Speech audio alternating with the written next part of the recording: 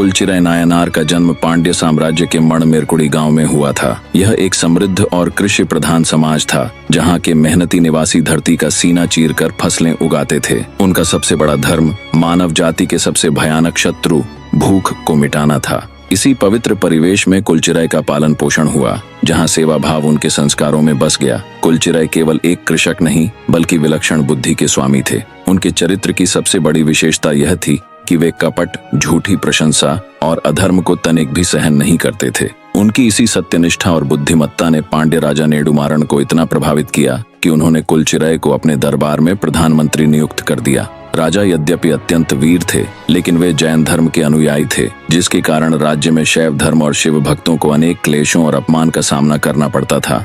राजा के जैन होने के बावजूद प्रधानमंत्री कुलचिरै ने बिना किसी संकोच के शैव धर्म का पालन जारी रखा। वे मदुरै के भगवान सुंदरेश्वर के परम भक्त थे।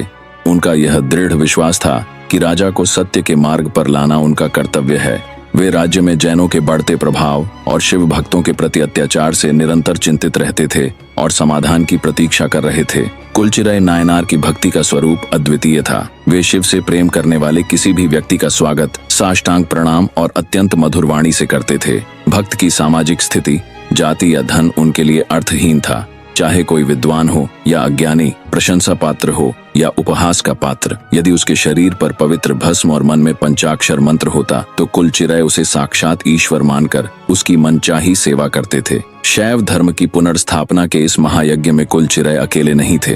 पांड्य राजा की पत्नी रानी मंगैरकरसी भी एक महान शिव भक्त थीं। प्रधानमंत्री और रानी ने मिलकर राजा और राज्य के कल्याण की चिंता की। उनकी संयुक्त प्रार्थना और तपस्या के फलस्वरूप पांड्य भूमि पर महान संत तिरुज्ञान संबंधर का आगमन हुआ, जिनका आना गंगा के अवतरण समान पवित्र था। कुलचिरै नायनार ने अपनी कूटनीति और भक्ति से राजा के मन को शुद्ध करने में प्रमुख भूमिका निभाई। उनके मार्गदर्शन ने एक साधारण राजा को महान शैव संत निन्राचिर नेडुमार नायनार के रूप में परिवर्तित कर दिया। इसके परिणाम स्वरूप पांड्य साम्राज्य से अज्ञान का अंधकार मिट गया और शैव धर्म का प्रकाश पुनः फैल गया। महान संत तिरुज्ञान संबंधर ने पांड्य साम्राज्य में प्रवेश करते ही अपने मंगैयारकरसी पदिकम भजन में कुलचिरै नायनार की सेवा और भक्ति की प्रशंसा की है। विपरीत परिस्थितियों में भी अपने धर्म पर अडिग रहने वाले और शैव धर्म के दीपक को पुनः प्रज्वलित करने वाले कुलचिरै नायनार का जीवन हमें सदैव प्रेरित करता रहेगा।